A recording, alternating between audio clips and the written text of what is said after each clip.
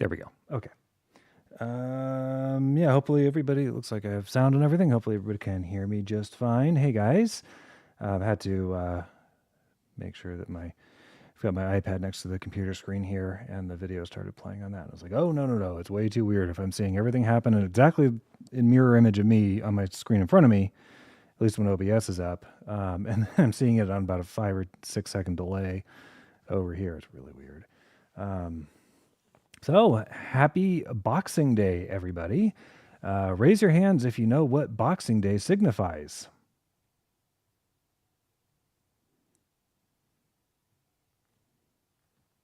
Nope, I haven't got a clue either. Put it in the chat if you know. I have no idea. I know it's not a holiday that's usually really recognized much in the U.S. I think it's bigger like in Canada, maybe. Oh, Canada. Kathy B knows what it is. Well, please put it in. I'm curious. Is it boxing up the Christmas presents that you didn't want so you can take them back to the store? Is that where it stems from, the name? Hopefully the rest of In the Right Order Will My Words Be this night. England. Well, yeah, Canada's a technically part of the British Empire still. They technically still answer to the Queen, King now, and all that. So I'm not totally wrong if I say that Boxing Day is recognized more broadly in Canada, as it probably is. Anywho, so in the spirit of Boxing Day, I thought it only appropriate for tonight to play music of one Johann Sebastian Bach. And more to the point, the day that the wealthy gave a gift to their minions. Okay. More to the point, I thought I would do at least a few pieces of Bach's that are originally vocal pieces.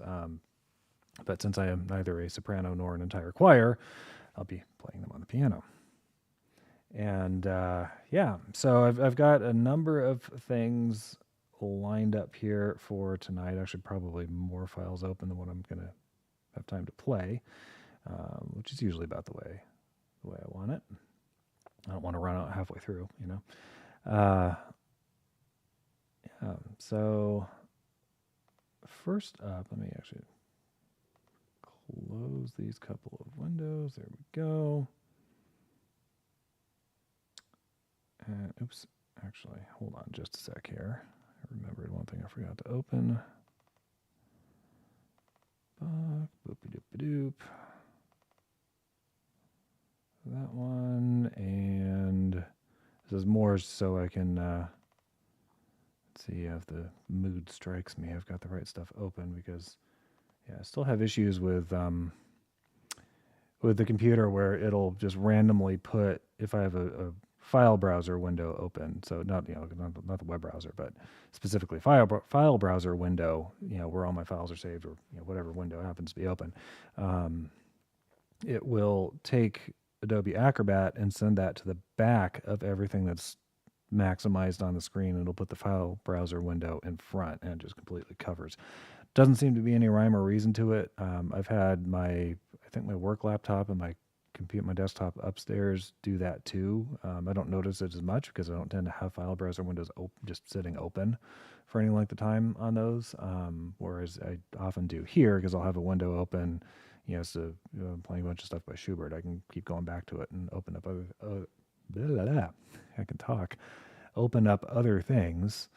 So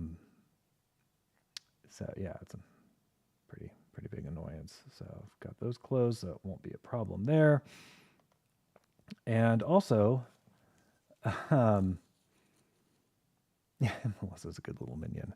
Are you yellow? Do you wear funny glasses and speak completely unintelligibly, like I was just doing a second ago? So if you know anything about Bach, at least from, I was about to say photographs, from paintings of him, drawings of him, if you know anything about the 18th century, you'll know that it was very common for men of especially high society to wear wigs. Just an everyday, well, maybe not everyday thing, but at least for important occasions and such. So in that spirit, this is the only wig I own that fits me. I thought about trying on one of Amanda's, and I thought, nah, it's probably too small. Here we go.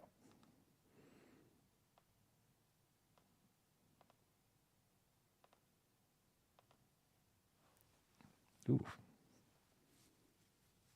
There. Okay. Now you can't even tell. Now it looks like my natural hair. All right. Oh, and just another bits of housekeeping. Hopefully, you guys will not have. Actually, you shouldn't have any commercials or anything tonight because we have turned off commercial monetization of the show. And I think when Amanda did that on her show the other day, nobody had commercials. So fingers crossed that takes care of that particular problem. And I swear this thing was actually behaving itself before the show, and now it's doing this again. Why Acrobat? I keep meaning to dump this version of Acrobat. There we go. And install the full copy that we've got on our other computers. I keep forgetting to do it.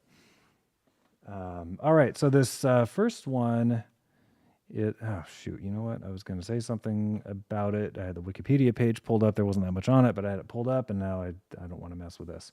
So this first one is BWV. BWV is the catalog numbering system of all of Bach's works, numbered from 1 to 1080 something or other, like 1086. I forget exactly what it is. He wrote thousands of compositions, and I can say, well, I don't know if he broke 2,000 actually, but way over 1,000, way more than just the 1080 catalog numbers, because a lot of those numbers signify an entire suite of pieces where you might have 5, 6, 7 pieces in one catalog number. Okay. And his his cantatas are a prime example of that. They are multiple pieces of music. They're intended to go together, but multiple pieces of music all under a single BWV number. So this one's number 478. This is not one of his cantatas, which are big vocal and orchestral works. This one was actually written for kind of a compendium of sacred songs that somebody else was putting together. And it was apparently edited in 1736. Bach died in, I think, 1750. So I don't know how long before 1736 Bach wrote this and a number of other pieces that this piece was part of a set of sacred songs that he wrote. This was originally for, I think, solo voice. I don't know if it was a soprano or tenor. It could have been maybe either one. Oftentimes, tenors are just an octave lower, but they sing a lot of the same kinds of things as a soprano.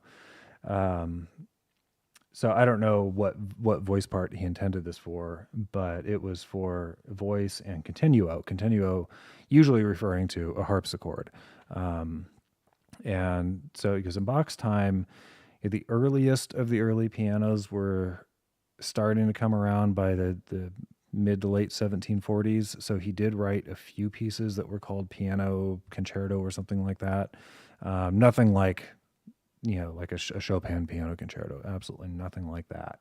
And early pianos didn't sound a whole lot different from harpsichord. So for those of you who might not be aware, harpsichord plucks, the key mechanism looks similar to that of a piano. Oftentimes the white keys on harpsichord are actually black and the black keys are white, and harpsichord keyboards tend to be smaller, fewer keys, 45 to 60 keys, somewhere in that neighborhood. Sometimes they could have 2, 3, 4 different keyboards, those keyboards could be tuned differently, or they could just allow you to play stuff where your hands kind of cross back and forth like this, and they don't run into each other. Whereas on a piano keyboard, you get a train wreck in the middle.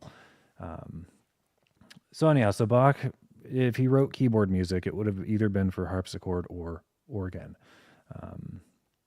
And that was the case here. This was written for harpsichord with the voice. And somebody named Harold Bauer, no relation to my mother's family. That's the last name spelled differently. But a guy named Harold Bauer transcribed a bunch of Bach pieces for solo piano. So he really reworked them. I think they're much bigger than the originals, to get the sonority that you don't get if you just do a straight, play the exact same notes on the piano. So anyhow, this one is BWV 478. It is one of a number of sacred songs. This is Come Sweet Death, Come Sweet Rest. And I think overall, all the songs in that set were about looking forward to death and going to heaven, that kind of that kind of thing. Yay, uplifting. I guess it could be, but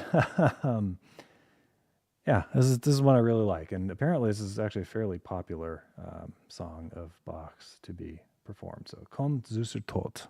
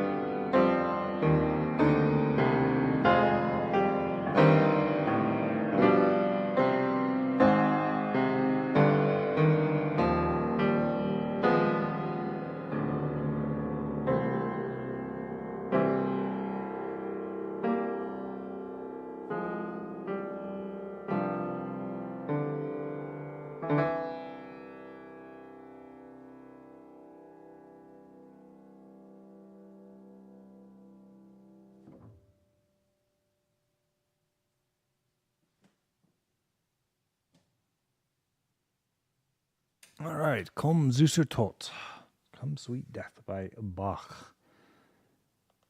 All right, this is actually getting kind of warm. I was wondering how long I'd be able to stick out wearing that thing. No, it turns out not very.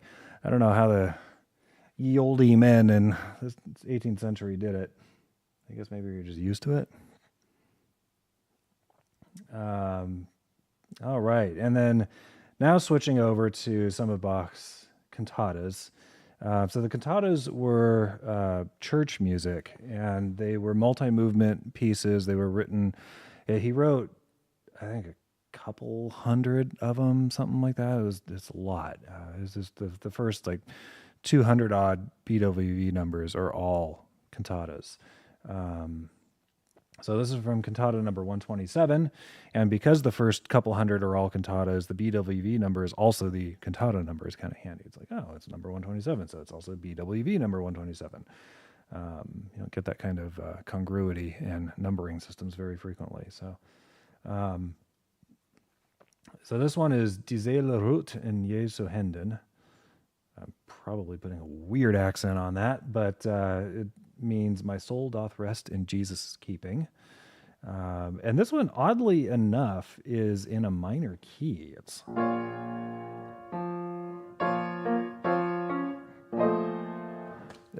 kind of interesting, actually. It sounds very, very solemn and somber. Not the kind of thing that I would think of if I was just to read that text and imagine, oh, what might music for this sound like? I'm not familiar with the vocal version of this piece. This would have been written probably for, it's possible this was a solo for soprano or tenor. More probably, cantatas were choral music with orchestra.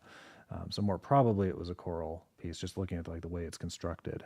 It has the feel of a choral work.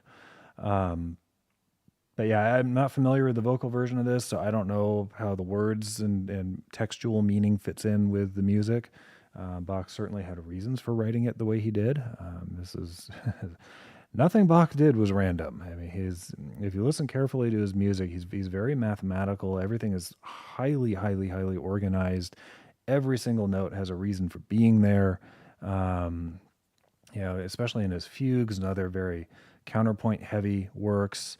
I'll get into counterpoint maybe in a little bit, but it's like a tightly woven wicker basket, right? Where you can follow each strand of wicker and each is its own thing, but collectively it makes this whole basket, and you can't really, if you start unraveling one, it's going to lose something until the whole thing falls apart. So that's kind of how I think of Bach's music. This is the first time I've equated it to a basket in particular, but that's basically my visual with his stuff. So this is Die Seele ruht in Jesu Händen. My soul doth rest in Jesus' keeping, or really, probably, my soul rests in Jesus' hands would be a literal translation of that. This is also a transcription by, hey, it did it right the first time. Cool. Anyways, another transcription by Harold Bauer.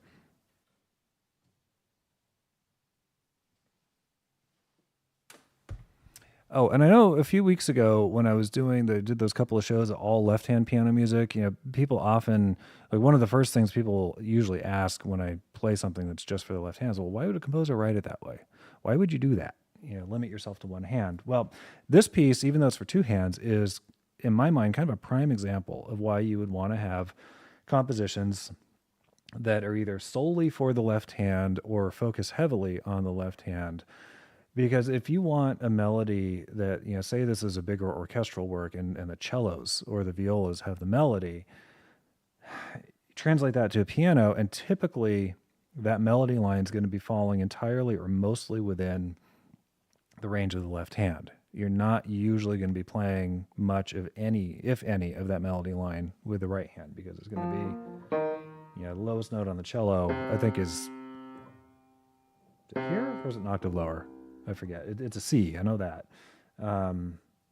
Lowest note on the violin is G. So the lowest note on the cello probably is that. Maybe that's C? No, actually, it might be the low C. I'm not sure. Viola is a little bit lower pitched than violin, so its lowest note would be a little further down. Anyhow, if you know where the bottommost C is on a cello, put it in the chat. 'Cause I'm not a cello expert. Anyhow, this piece, like I said, is a kind of a prime example of why you want to have music written to emphasize the left hand or music written only for the left hand, because that's basically what you need to do here. I mean, yeah, the right hand is doing stuff, but the left hand's doing the melodic work in this for the most part.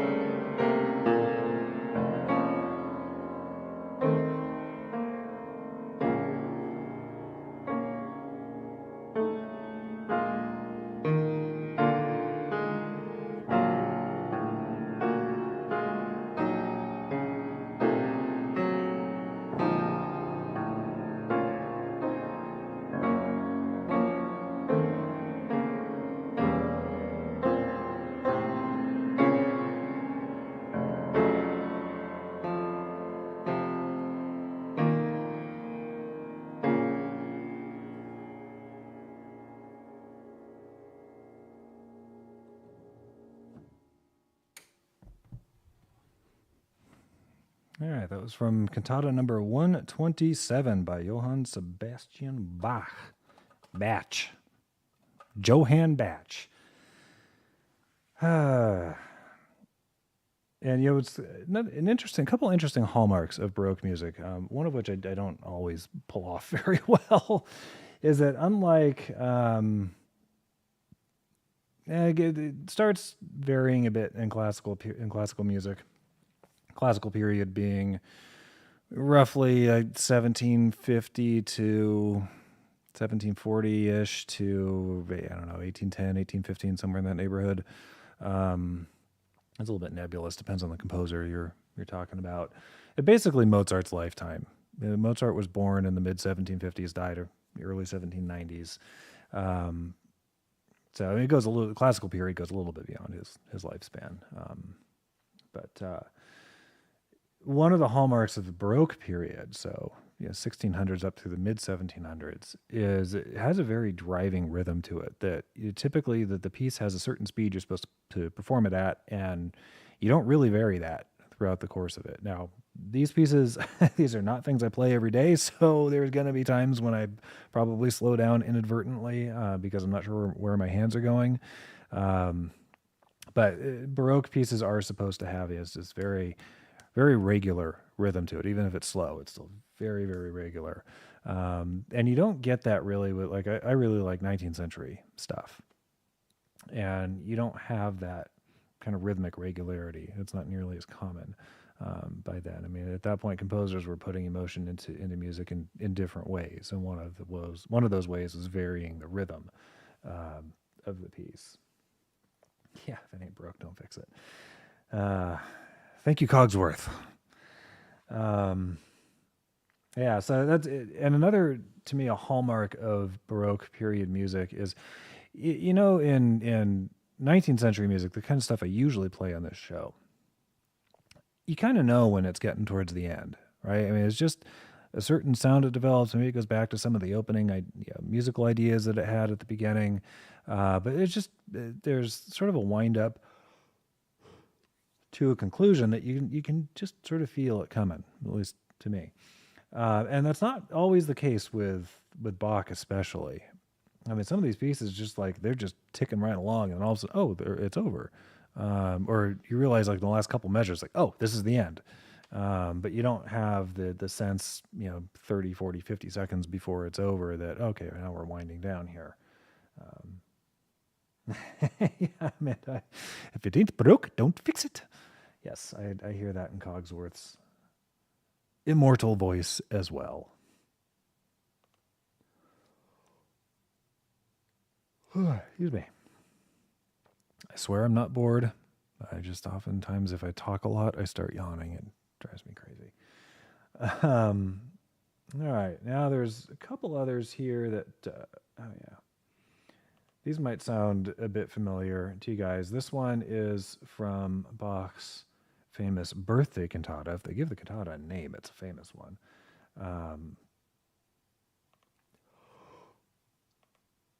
Excuse me. I don't think this was, I don't know offhand. I didn't think to look it up before the show. I don't think this was written for Bach's birthday. This is probably either Jesus or somebody else important in the church whose birthday it was, for whom he wrote it. Anyhow, cantata number 208, BWV number 208. This is the Sheep May Safely Graze movement from that particular cantata. This actually says on here, this is originally for a soprano, 2 flutes, and continuo or harpsichord. So it typically comprise continuo. So yeah, I pulled this out today. I was like, oh, I should try playing this one. So I played through it once earlier today. I haven't played it in a very long time since then, so we'll see how it goes.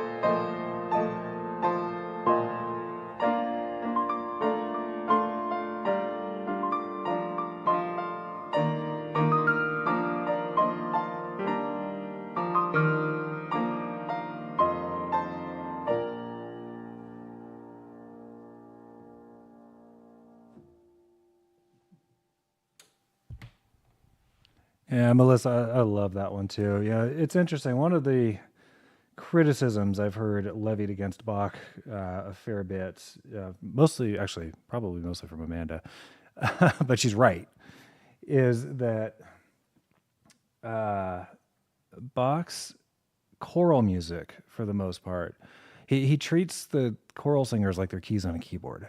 You know, the vocal lines in and of themselves don't always make a lot of sense. They don't always have good flow to them. Um, Bach was just very almost compartmentalized, very highly organized in his music, and like I said before, um, and you know, really probably not the best vocal composer out there. I mean, he was absolutely brilliant, but I think from the Baroque period, at least, you know, composers like Handel did a much better job handling. That's why Bach couldn't handle it because he wasn't. Anyways, so I don't know. There might be an exception for solo music. I think he was better with vocalists when it was a solo, but for choral stuff, certainly, yeah, it was could be pretty stilted and awkward to sing. Makes sense once you have it all put together, but yeah. So that was Sheep May Safely Graze, and as I said at the beginning, that was originally for a solo soprano, two flutes, and a harpsichord. Obviously, now the harpsichord in that is the original harpsichord part would have been chords, and then this that real plodding, very regular, not plodding, that's the wrong word in this context, but just very regular beat that it's keeping. All right. Oh yeah, I was going to try this one. So this one, my only criticism with this particular arrangement, and I think it's a pretty straight arrangement of the original. This is also from a cantata, it's cantata number 147. It's a very famous piece. This without the vocal line, it gets a bit repetitive. So I'm going to play this version of it. This is, like I said, I think it's pretty much a straight. This is like taking all the original notes and just playing them on a piano instead of orchestra and voices. And then I'll play a different arrangement a little bit later of this one, so at least not getting it twice in a row. Yeah, Amanda much prefers Handel. Yes.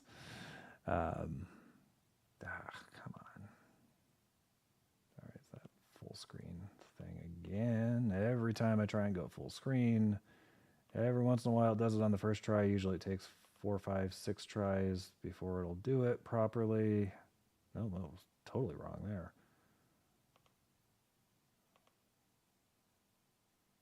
There we go. All right. So this is the famous, actually, in German, it'd probably be Jesus, right? In German, a J is pronounced like a Y. Jesus bleibet meine Freude. Jesu, joy of man's desiring. Very famous.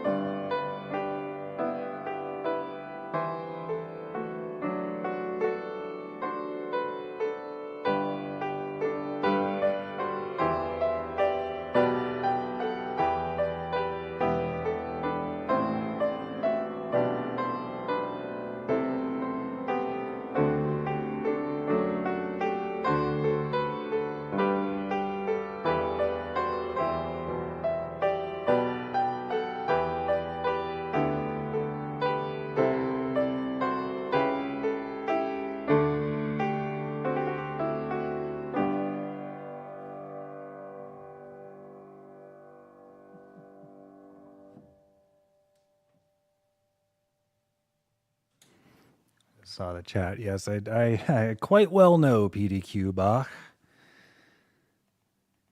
For those of you not in on Melissa's comment, PDQ Bach was the creation of one Peter Schickele, who is I think a professor of music in like the Midwest.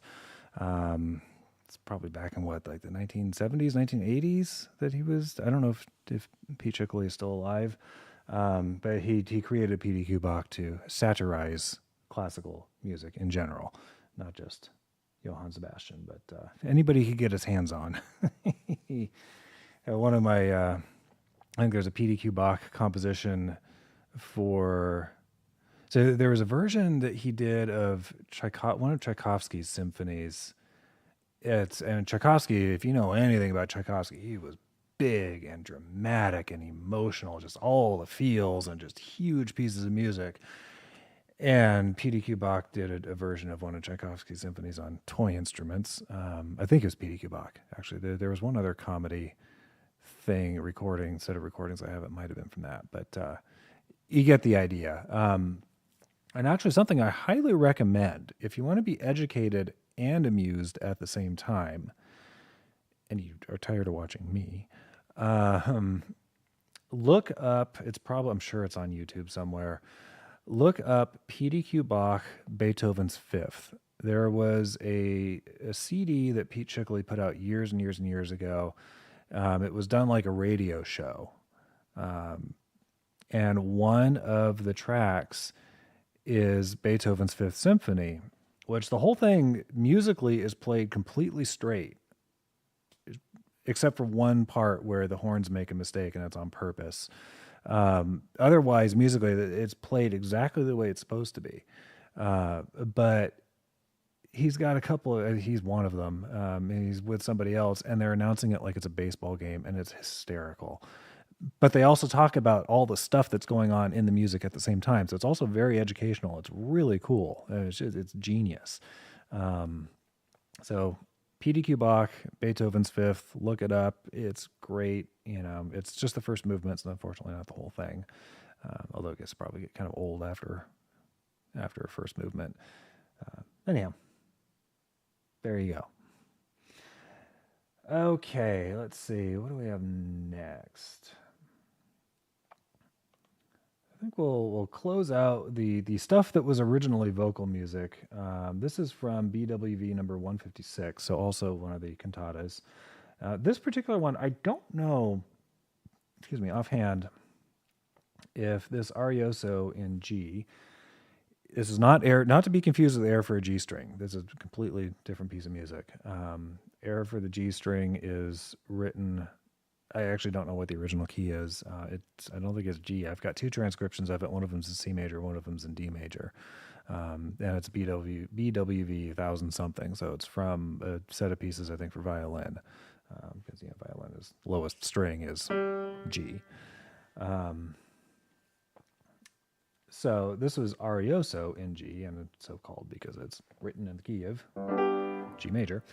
So I don't know if this was originally an instrumental sort of interlude during the cantata, or if this is also a vocal piece. I'm inclined to think this is actually probably instrumental, just because of the title, arioso.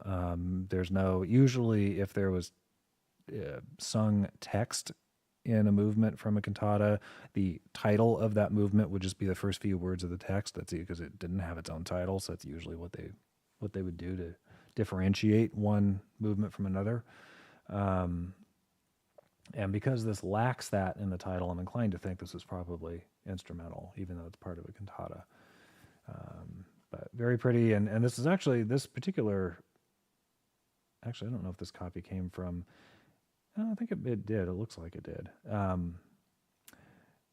out of an anthology book that my dad had, and when I was taking piano lessons, I grew up playing stuff out of this book.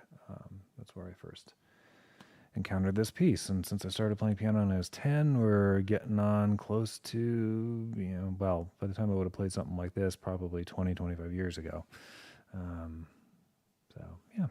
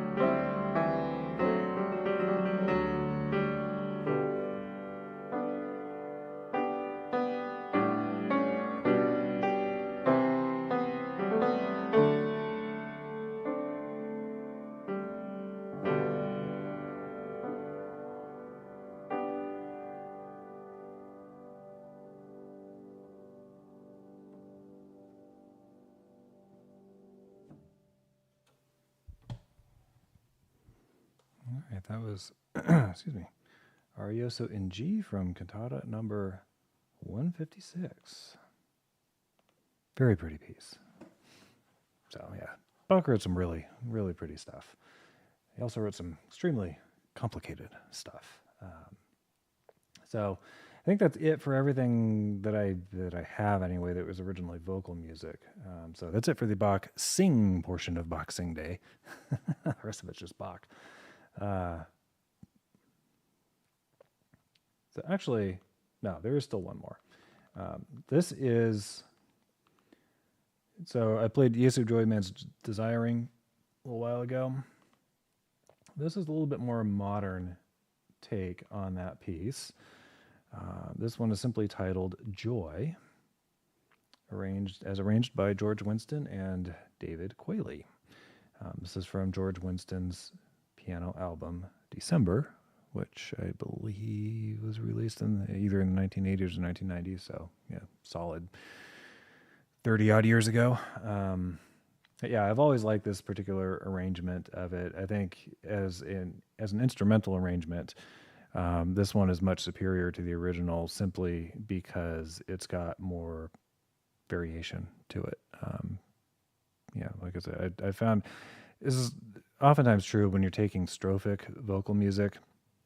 Strophic just means you have multiple verses set to the same music, and you try and make a instrumental piece out of it. I mean, you lose a lot when you take away the words, right? Because what are you left with? It's all the same verse music, just a bunch of times in a row.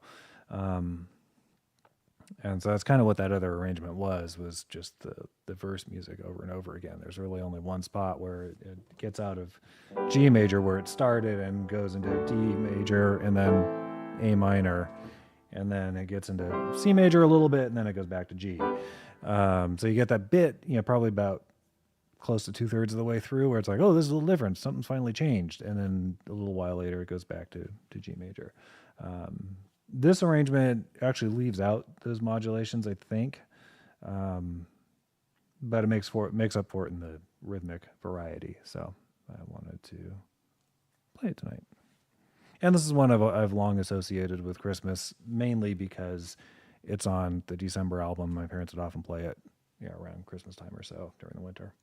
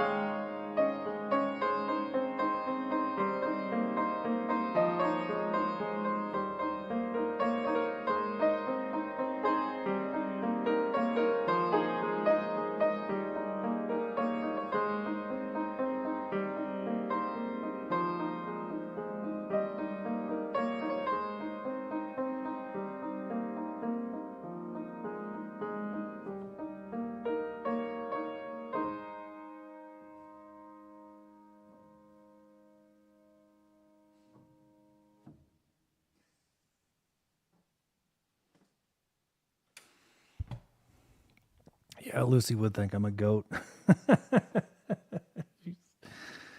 Oh, that dog is smart, but she's such a dummy sometimes. Good heavens. Yeah, it's a really pretty arrangement. I'm sorry, I kind of lost it towards the end there a little bit because it rhythmically gets weird. And I think with all of these George Winston pieces, I don't know if he actually wrote stuff down. Um, every time I play his pieces out of these books, it feels like somebody else was listening to what he played and wrote down their best approximation of what he was playing. Because there are some things in here, some rhythmic patterns that are just kind of nonsensical, or not even rhythmic patterns, note patterns. You know, where you're doing that a lot, and then you suddenly do that out of nowhere for like a couple notes, and then it's, you know, it's just weird little things like that. It's like if you're writing this stuff out and you've got this note pattern going, you wouldn't usually throw in a random variation like that. Um, Now, maybe in the recording, maybe that is what he actually played. I mean, who knows? Maybe he did actually, if he wrote it down, maybe he did actually write it that way. I don't know. Not the way I would do it. I would keep that note pattern going, just because that way you can kind of put that hand on autopilot once you get used to the pattern.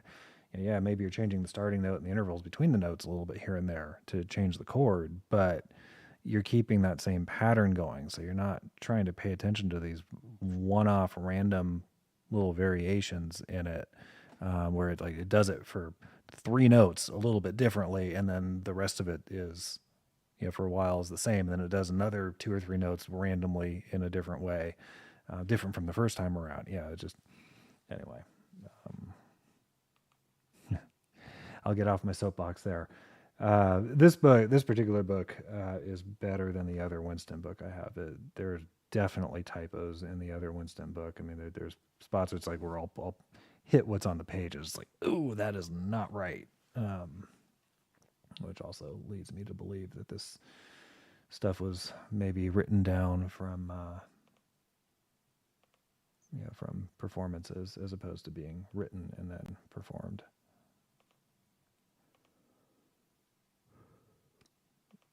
All right, so now we're leaving behind the vocal stuff. And I thought I'd play, this is a transcription that I made years ago, back in 2015. There we go.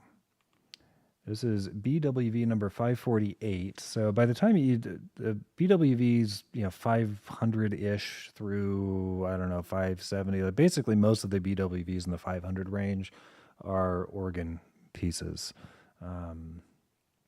So this is a prelude and fugue in E minor, originally for organ, and I reworked it. It's basically, I think this one is actually pretty much all the original notes. There's some really ridiculously big chords in it, so I'll do my best with those. Yeah, this is one I transcribed for solo piano about 8 years ago. No, it was more than 8 years ago. I think I revised it 8 years ago. I transcribed it a lot, probably more like 15 or 20 years ago. And by revised, I mean, so the original version of this that I transcribed, I was using, I think back then I was using this program called Cakewalk, which was a MIDI sequencing program. It had a sheet music user interface that you could use if you wanted to, which is what I was using it for, was sheet music, but it was basically intended to make MIDI files back in the day. And so it's sheet music it was functional, but it was fairly rudimentary, and there were a lot of annoying things about it. So if you're familiar at all with piano music especially, it's oftentimes, well, not oftentimes, but the way that the staff works is you've got 5 lines and 4 spaces in the bass staff and 5 lines and 4 spaces in the treble. And what sets the two apart from each other, aside from the physical space on the page, is the bass, that little curve with the 2 dots, the bass clef. The 2 dots are centered around the note F, and the treble clef, which is the stylized letter G. I just did it backwards. It's sort of shaped like this. That stylized letter G, that circle part towards the bottom of it, circles around the line that denotes the note G. So bass clef centers around F here, and the treble clef centers around G up here. So in both cases, middle C, which is basically slap in the middle of the piano keyboard, hence the name middle C. Middle C is one space and one line above the topmost line of the bass staff, and it's one space and line below the bottommost line of the treble staff. And with Cakewalk, if you wanted to write, let's say I have a right hand part, which is typically written in the treble staff, the upper staff on the page. It's not uncommon for the right hand to come down and play notes that are, the middle C is here, but to play stuff down there. And likewise, it's not uncommon for the left hand to play stuff well above middle C. And the problem with Cakewalk was it didn't let you write bass staff parts or notes above middle C. You had to write them in the treble staff. And likewise, the treble staff, it wouldn't let you put any notes in lower than middle C. And that is an enormous limitation, because then the problem becomes, well, what do you do if both hands are playing up here briefly? You don't necessarily want to change the entire clef in the staff, but and I don't even remember if it let you do that. I think it might not have, or if it did, I never figured it out. So it becomes extremely problematic when you're trying to write. Suddenly you have to write both hands parts in the same staff, and you just completely, you can't, it's too hard to track which hand's playing which notes and all that. So Cakewalk often has made a mess out of sheet music just due to its various limitations. That wasn't the only one. So then years later, I think Amanda had a copy of Finale, which is a much, much better sheet music writing program. It's still, people argue between Finale and Sibelius. I don't know if either one of those has been supplanted by more modern software. I haven't looked at it in a long time, but anyhow, when I revised this, it would have been to take it into Finale and largely keep the notes from the original the same, but just get it arranged on the page so it's actually readable and usable. Unlike the other one where you're doing mental gymnastics every third measure trying to figure out which hand is supposed to play which notes. So it's still a little bit awkward to play just because of the way, it's originally for organ. But I've probably blathered on enough now. This is BWV number 548, Prelude and Fugue in E minor for organ by Bach.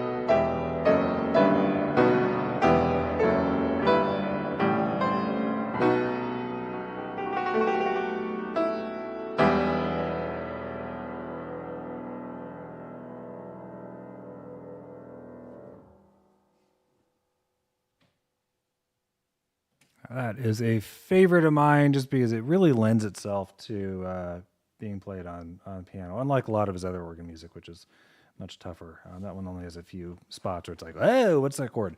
Yeah, so I made that transcription from the original organ score. This is one of a number of pieces that I used to just play it off the organ score on the piano, just kind of do all that stuff on the fly. And then eventually I was like, I should just sit down and figure this out. There are still some spots where I'm playing through it in preparation for the show. And just now I'm like, I maybe should revisit this a bit and rework a few of these spots. Anyhow, I'm going to take a quick break before I get on to the next one. I will be right back.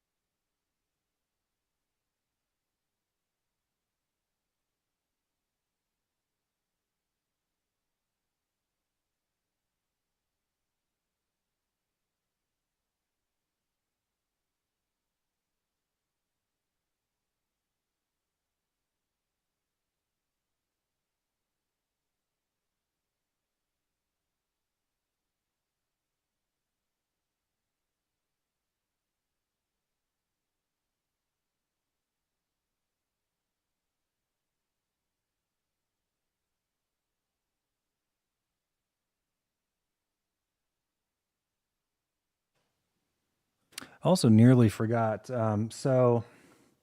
Amanda got me a new T-shirt for Christmas, which is highly appropriate for this show. If it wasn't so chilly in here, I wouldn't be wearing the sweater. But if you can read it, let's see, there we go. says that's what I do. I pet dogs, I play piano, and I know things. So, actual photo of me and Lily at the piano. I thought that was fun. And actually, it's kind of amazing. Amanda's not up in our room for once. She's out in the family room with the dogs, and Lily has not made a peep since I started the show. Not turning over a new leaf, mind you. She was yowling pretty good prior to the show. I played, kind of dinked around on the keys a bit to, get all her latent aggression out. Let's see, this was a maybe. I might come back to that.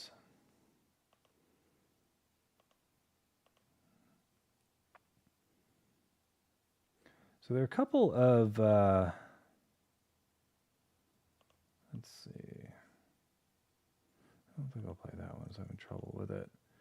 I might try this one. So there's a couple of pieces that Bach wrote for harpsichord that I was thinking about playing for tonight. These are out of his extremely famous and talk about, if you want to narrow down in music history, one of the single most influential works ever written.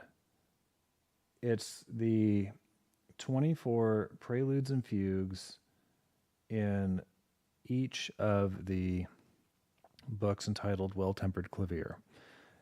Clavier was keyboard instrument. It was, I think, basically a harpsichord. Might have been a little bit different. So I don't remember if I said earlier, in a harpsichord, a piano, a hammer, when you hit the keys, a hammer hits the strings. And it was a huge innovation in keyboard instruments because all of a sudden you could vary the volume. Problem with a harpsichord, they have a little bit buzzier sound quality than a piano, and you can't really do much with the volume. I think one of the reasons why harpsichords might have a couple different keyboards is one of the keyboards, they would pluck the strings rather than hit them. And so one of the keyboards, maybe it would pluck like one or two strings at a time, and the other keyboard would pluck 3 strings at a time. So you get a little bit of volume variation that way, but you can't really directly control it. And then pianos come along and you could. But one of the other issues with keyboard instruments is, if you're talking purely in numbers, in sound frequency numbers, so those are, in modern day, those are measured in hertz. An A, this one right here, in modern tuning is 440 hertz. That's what everything is based off of. That's actually why when you're listening to an orchestra tune and warm up, you'll hear the clarinets. Oftentimes, I think they're the first instrument they hit that A because that's what they're tuned to. They hit that A 440 every single time, and then the violins and other string instruments will all tune and check their tuning off of that and make typically some minor adjustments. So that's what's going on. If you've ever wondered what's happening in an orchestral tuning session before they start playing, that's what's happening. So with keyboard music, the problem is all of a sudden, rather than like on a string instrument like a violin, you tune to the string to a specific note, but then changing the pitch of that, depends on where you put your finger on the string, and it's analog. It's not like a guitar where there's specific frets that are a certain distance apart. There are no frets on a violin or cello or viola fingerboard. So you can just kind of slide your finger anywhere along that and you're going to get different pitches. And what it amounts to is, if you're talking purely in numbers and sound frequency, an A flat, that's a bad example because that's a little bit out of tune. Oh yeah, no, Mama, I was talking to my parents yesterday, and I mentioned like this piano. The last couple times it's been tuned, there are certain notes, like this one especially, has just gone out of tune like right away. So if you listen to this lower A flat, it's a very straight pitch.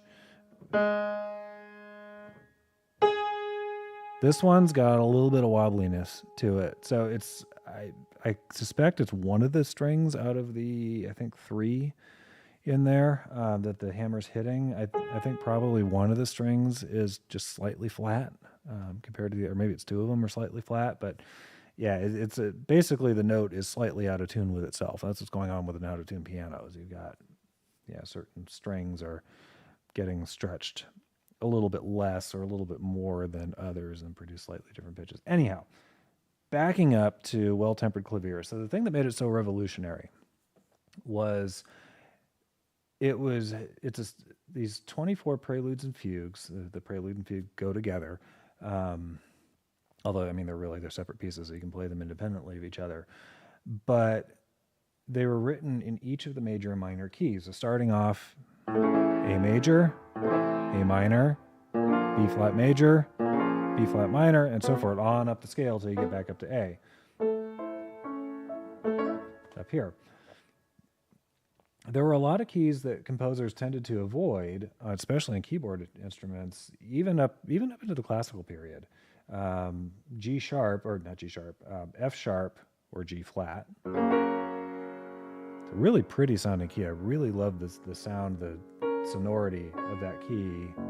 But it was one that composers tended to avoid because it didn't sound very good. The reason being is on string instruments, that G flat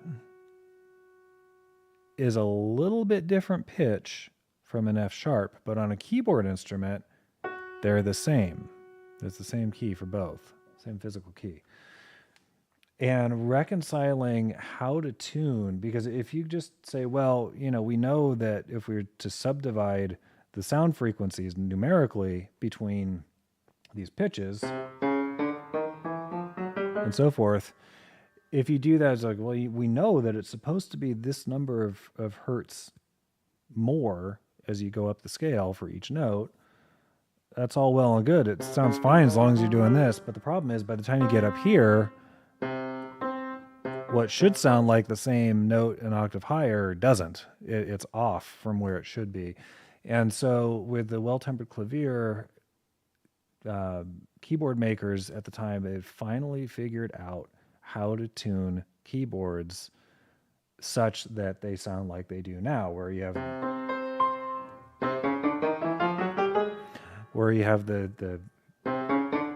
these individual steps properly spaced from each other, and then when you land an octave higher, it is an octave higher than the note where you started. So Bach wrote this set of 24 pieces in all the major and minor keys to exemplify and show off what a well-tempered clavier would sound like, and he'd play through the entire cycle. And he did this twice, two different books. So there's 24 preludes and fugues in each book, in each of the major and minor keys.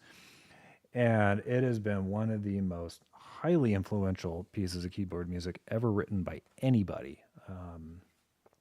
especially in the Romantic period, the 19th century. Chopin wrote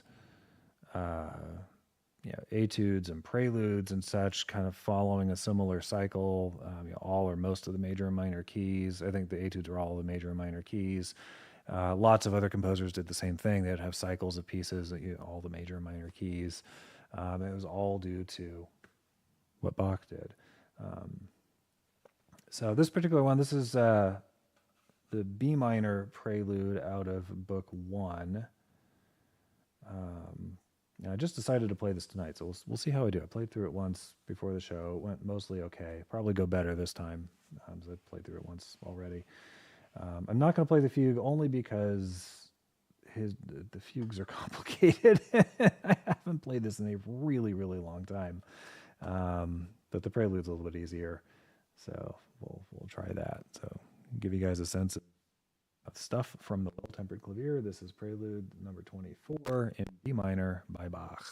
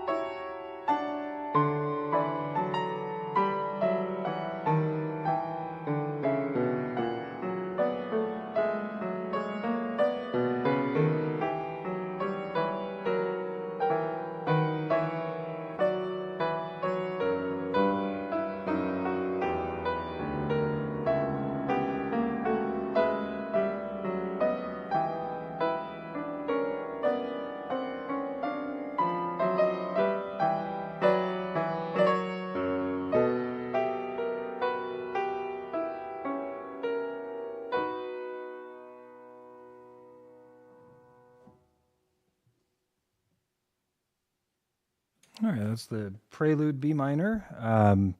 Another thing that Bach was very fond of, although you can hear it throughout a lot of music from a lot of different time periods, is what's known as the Picardy third, or as I sometimes like to jokingly call it, the Picard third, or the, if you want to go Star Trek, or the Piccadilly third, if you want to just confuse the hell out of people. And the Picardy third is predominantly when you've had something in minor,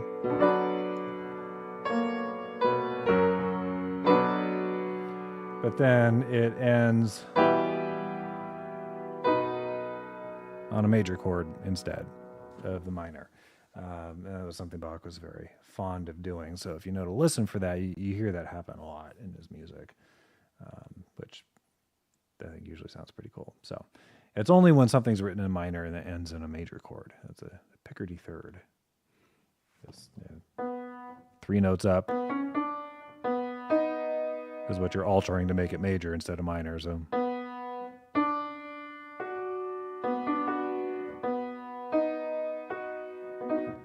anyway, I think I'll try this one too. This is the oh wait, hang on. Is it that one or is this other one? Yeah, actually be able to stand a chance of being able to play both of these if I do this one. So this is out of I think this one's out of book 2. This is Prelude and Fugue number 9. These are in E major. Just to give you guys something that's out of the same set of pieces, but in a major key instead of a minor key. If I can get this screen maximization to behave itself here. Come on. It's very annoying. Oh my goodness. This is what, the 5th time trying it now? Nope. Still didn't do it right. I've tried Googling this issue and all I ever get, the search results are all, how do I make stuff full screen in Acrobat? And it's like, well, I know how to do that. There's literally a button for it right here, and the damn thing doesn't work right. There we go. All right, so this is Prelude number 9, I believe out of book 2, followed by Fugue number 9. Incidentally, fugues are very distinctive sounding. You can typically pick them out by the fact that they enter with a subject. In this case, this fugue is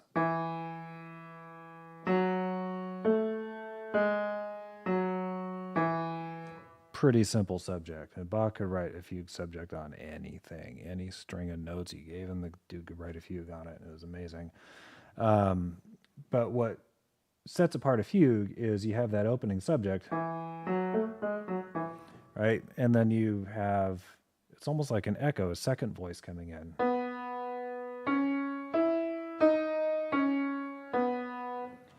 And then eventually there's somewhere in here, there's a third voice that comes in, and then a fourth voice that comes in. They all come in playing that distinctive subject while the other voices do other stuff. So in this case,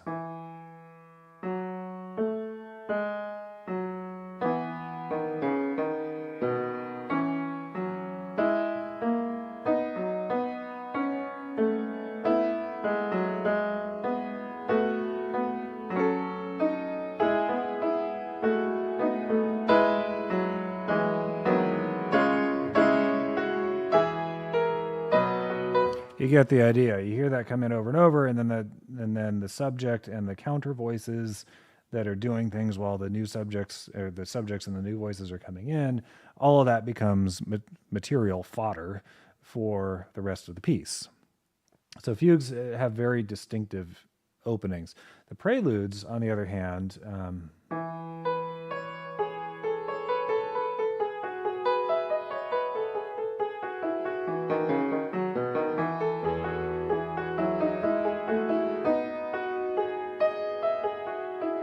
don't do that. You know, you're not getting that distinctive subject coming in at the beginning and then coming in other voices on top of it.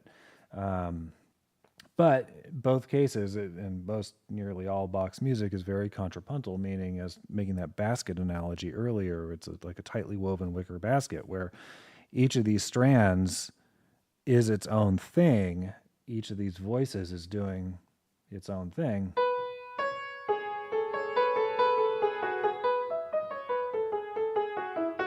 While the lower voice is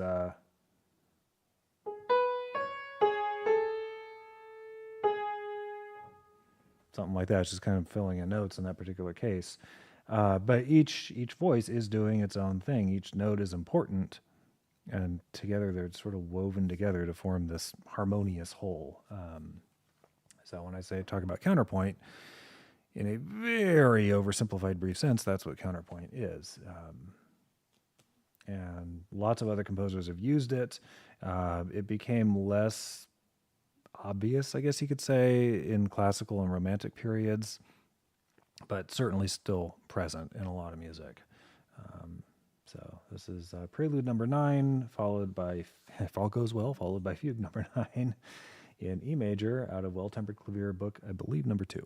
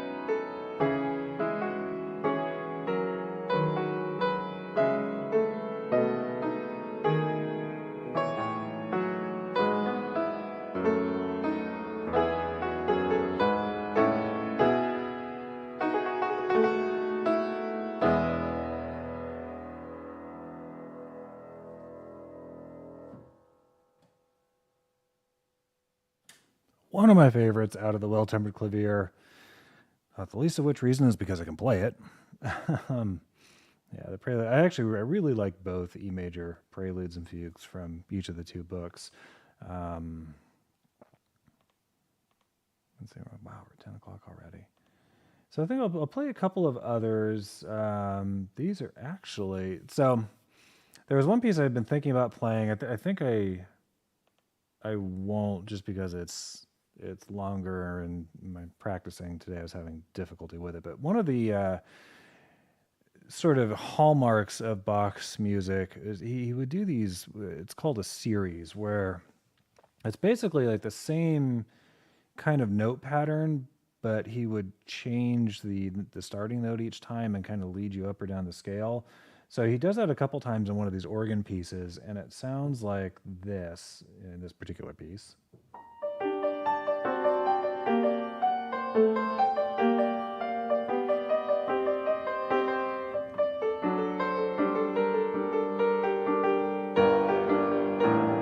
And you hear it kind of lands in a spot, and then he does it again in this series that just goes on bloody forever.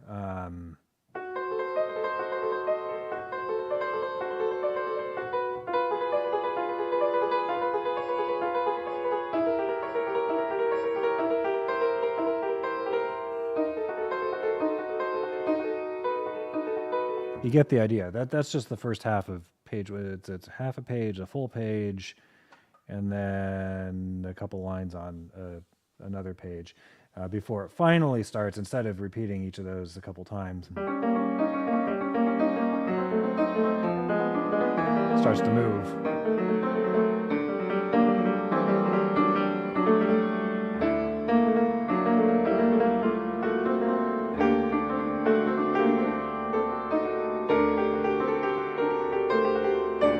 And so forth. So you get the idea. That's a series, where you're getting the same pattern of notes repeated over and over, but the starting pitch varies and it's leading you in a certain direction. Reason why I mention that is because in a couple of my own compositions, I did that. So it's funny, when I was playing all that left-hand music, I totally forgot to play a couple of pieces that I wrote that are for left hand alone. So this is one of them, the shorter of the two. And the reason why I wanted to play it tonight is because there's a spot where I pay a little homage to Bach. It's pretty, I think, fairly subtle. If I don't tell you about it, nobody is ever going to pick up on it. This is humoresque, which is a kind of a lighthearted style piece from the 19th century. For Left Hand Alone by me about 8 years ago.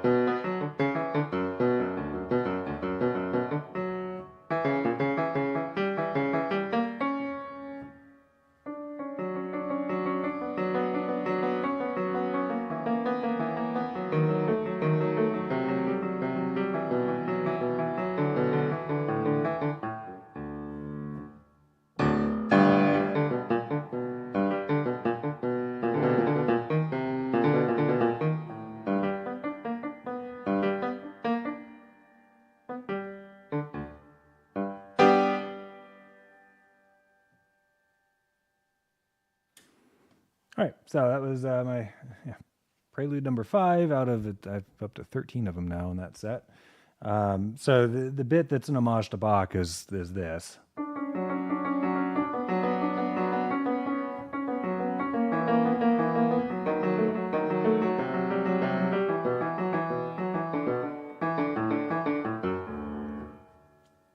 Sounds a lot like some of those other series that he wrote, that Bach wrote.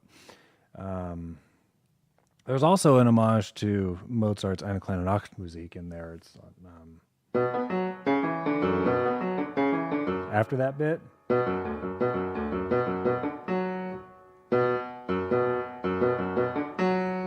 Except it's in minor instead of major.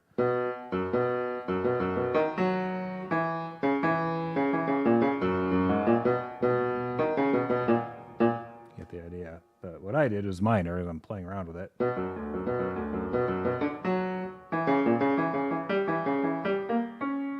It's very fleeting, but yeah, a little nod to Mozart followed by a nod to Bach in this lighthearted little piece. Right, so a couple more. So this one, we'll see how this one goes. All right, it's still being stupid, but I can actually read all these notes.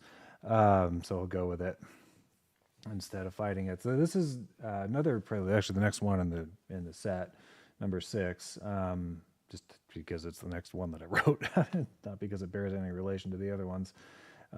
This is a 2-part invention. So another set of pieces by Bach that were highly, highly influential for a lot of later composers were a set of 15 inventions that he wrote and another set of 15 sinfonias. The inventions are 2-part counterpoint, meaning there's only ever 2 notes played at the same time.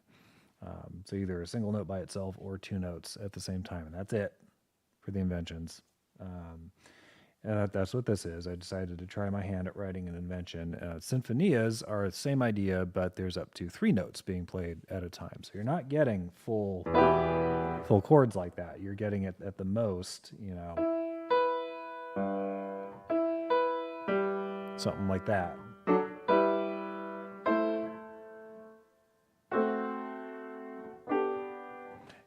It's much more limiting, but the point of these pieces was the counterpoint was the point. So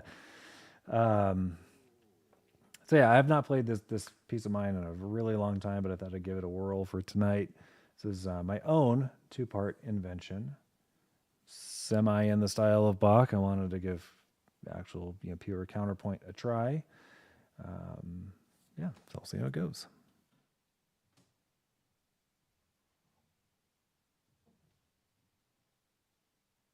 And what you'll notice too as I play it is there's a lot of imitation in it, and there's also series. So imitation, you hear the same thing coming in. It's not a fugue, but the opening does sound a little bit like a fugue would. And then there's series.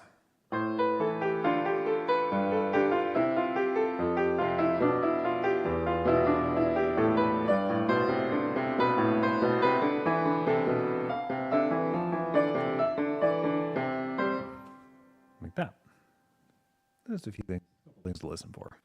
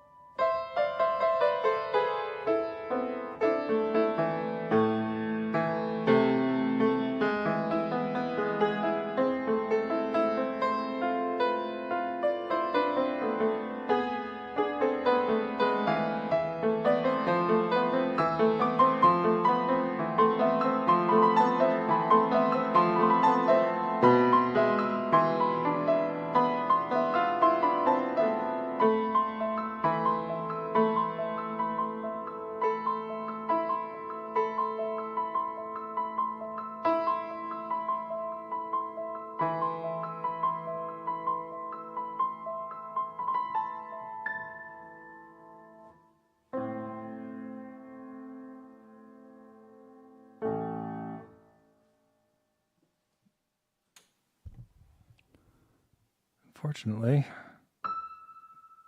that note has also gone out of tune. Ooh.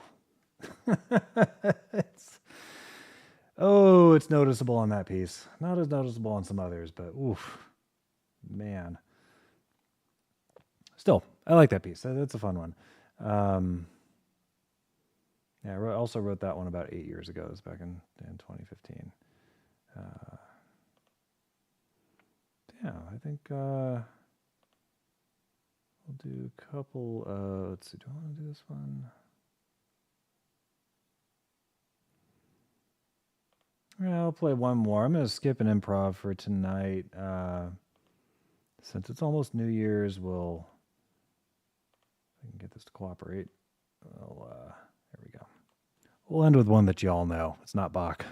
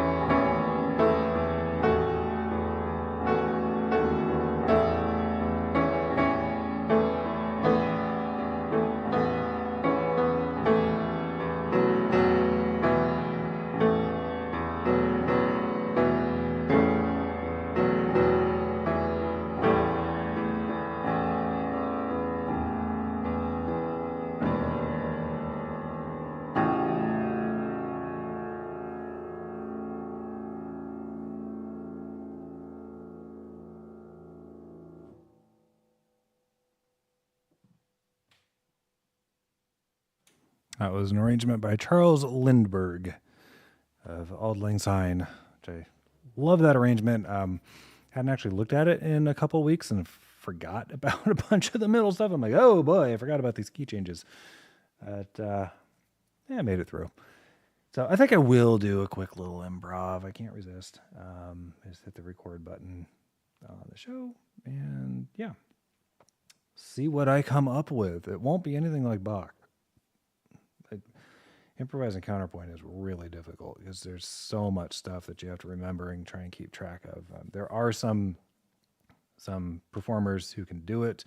A guy named Richard Grayson. If you look up Improv Electric, I think was his YouTube channel. He's Richard Grayson. Unfortunately, passed away a few years ago, but just phenomenal improviser. I mean, he's people would give him suggestions like play the Pink Panther theme in the style of Mozart, and he would do it. Or take I don't know, Heart and Soul and do it in the style of Stravinsky, and he'd come up with something that it's just like, holy crap, sounds like Stravinsky wrote Heart and Soul. He could improvise 4-part fugues, which is just like to me, because that's just the astronomical difficulty level. Even if my fingers could play any notes I wanted, the difficulty level improvising a 4-part fugue is just like way up there. So yeah, I'll just play whatever I play. Here we go.